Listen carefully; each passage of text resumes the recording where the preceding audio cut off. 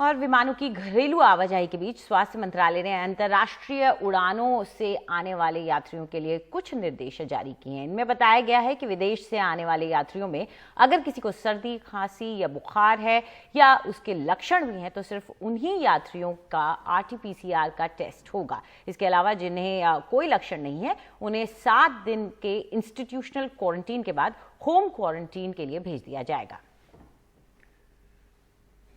हिमांशु शेखर हमारे साथ हैं। हिमांशु, कब तक अंतर्राष्ट्रीय विमानों की आवाजाही शुरू होने का जिक्र है, कब तक हो सकती है? नियम कायदे तो जारी कर दिए गए हैं लेकिन थोड़े से डिफरेंट हैं। अगर हम अपने जो नियम कायदे डोमेस्टिक फ्लाइट्स के लिए हैं उसको देखें, यहां पर सभी का RT-PCR टेस्ट की बात हो रही है। देखिए, दो बातें हैं ये समझना बहुत जरूरी है शशांक, कि डोमेस्टिक ट्रैवलर्स के लिए अलग मापदंड होंगे, इंटरनेशनल ट्रैवलर्स के लिए अलग मापदंड होंगे। और इस बारे में मैंने स्वास्थ्य मंत्रालय के एक वरिष्ठ अधिकारी से कल बात की है।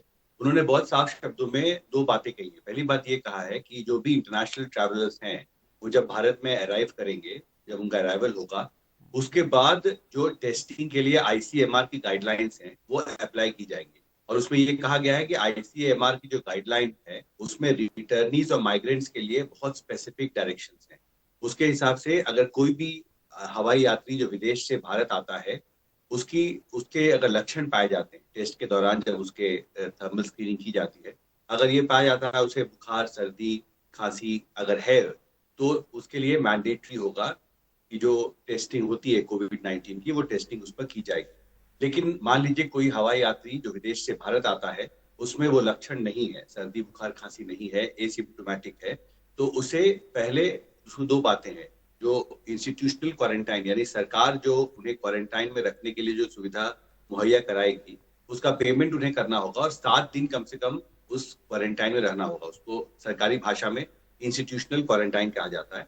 और 7 दिन का जब उसका टर्म पूरा होगा तो उसके बाद 7 दिन और, जो एडिशनल 14 दिन की बात की जाती है, 7 और दिन उसे होम क्वारंटाइन, यानी वो जहां भी रुकना चाहता है भारत में वहां पर उसको इंडोर रहना पड़ेगा, अपने आप को आइसोलेट करके रखना पड़ेगा।